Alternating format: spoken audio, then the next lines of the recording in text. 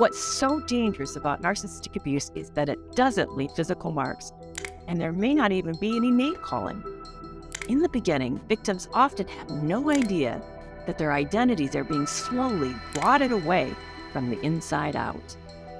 Hi, I'm Dr. Kerry Kerr McAvoy, a mental health clinician and a narcissistic abuse survivor, and this is the 12th episode of Toxic Love.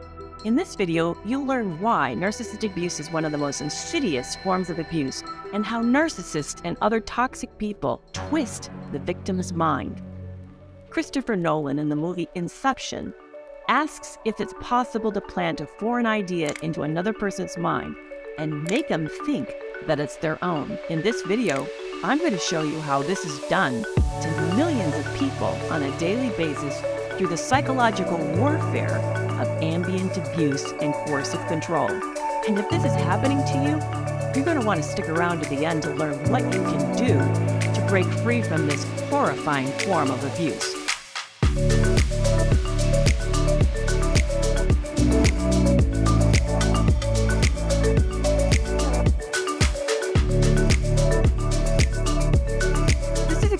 To hit the like button, and if you want to understand the ins and outs of narcissistic abuse, be sure to subscribe to this channel, because each week I'm deconstructing a pathological love relationship from start to finish. Be sure to come back if you'd like a deeper psychological understanding of narcissistic personality disorder and why their abuse is so incredibly and frighteningly effective.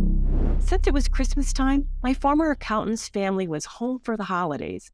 Not unusual for that time of year, but the young children appeared to be sick with the flu.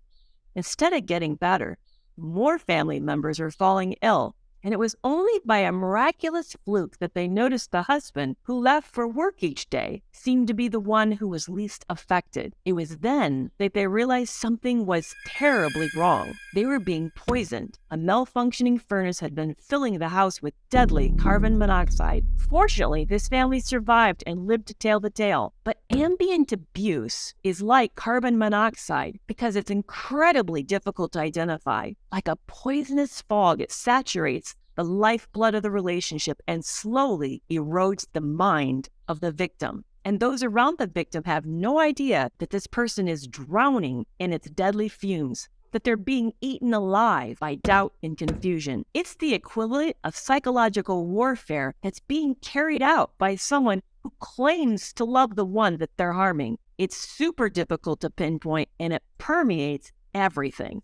In the beginning, when someone meets somebody new, a new partner, this person seemingly seems like a good person. At least that's what they say. And they tell you things like, you deserve to be loved, to be taken care of. It's your turn now, is how they position their involvement in your life. And who doesn't this sound sweet to? Because most of us could use a little help or support. But what we miss in this initial messaging from this new person is the exertion of control and authority. The new person claims to know better about what you need, and they have arrived like a rescuer to make it so in your life. They then follow up this action, which appears to be welcomed help, but actually it's them taking control over your life. So now they're the one grocery shopping and deciding what food's in the house. Now they're the ones deciding the day-to-day details of your life. And without your notice, you're losing control of your autonomy. The next stage is criticism. Now, they position all of this for your betterment. You begin to hear the tasks that you've done for most of your life could be done more efficiently or expediently. This person exerts control over the most silliest, mundane things like how you fold the clothes, or cook eggs, or respond to email. And any protests that you make that you know how to do these yourselves are quelled by the reassertion of their so-called pure motives of, don't you want to be better or faster? And of course, all of this, they say, is being done with your best interest at heart. But without realizing it, you're being made to question your basic ability to function. And all of this erodes your confidence, so that before you know it, you're turning more and more to this person for advice, help, and their opinions as your dependence on them grows. Next, they introduce forms of gaslighting. Now, they're calling into question your memory, your experience of reality, and your very sense of self. They'll tell you things like, You heard it wrong. or, You're not remembering things correctly. or, Yeah, there you go, taking everything too sensitively or hot-headedly. or, You're always so scattered. and while all of this is occurring, you've now been encouraged to do more at home, like work from home, or relinquish control over your paycheck and finances. And the schedules that form the very basis of your life, like sleep and meal schedules and when you see friends, are now being disrupted. Like, for example, with rude or sudden in the middle of the night awakenings. Or maybe your access to food is being limited or denied and you're losing control over your own money. To worsen the situation, outside relationships with your friends and families are now being discouraged, partly because the abuser is limiting your privacy. They're often listening in on your conversations, making it nearly impossible to have a vulnerable conversation. Or after you have a phone call or you're texting, you're asked about why it took so long or what details were shared. And then there's the problem of what do you tell people around you who know you, because your partner has made sure that they've made a good impression as a good guy or a wonderful woman, which undercuts any complaint you might have about them. And what do you say to these friends and families? That your loved one's asking you to fold laundry differently? Or you're not eating meals when you want to? Which makes it nearly impossible to describe this subtle abuse because it sounds so silly and frivolous. And while all of this is happening, you now no longer know what is true and real because you're being disoriented as you slowly are becoming incapacitated. And your partner, like a hero by design, is assuming greater and greater control. Unbeknownst to you, you're being relegated to the sideline of your own life as you begin to trust your senses and perceptions and your opinions. And just as effectively as the odorless, tasteless carbon monoxide, you're being poisoned from the inside out.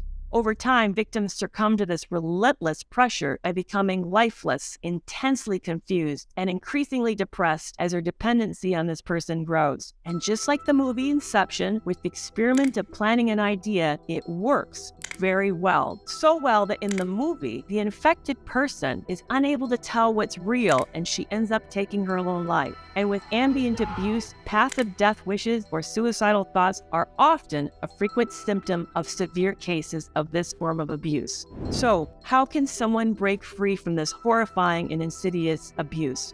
First, wake up to the reality of your situation. Ask yourself some basic questions about your daily life, like who's determining what's eaten and when, or what meals get served? Who's controlling the money? Are you able to have outside relationships with friends and family? Why or why not? By becoming aware that you're relinquishing critical details of your life can help wake you up to the reality of the situation. 2, now comes the harder part, breaking free. Remember, abusers are very sophisticated strategists and they often spot signs of resistance and will fight your efforts to regain control.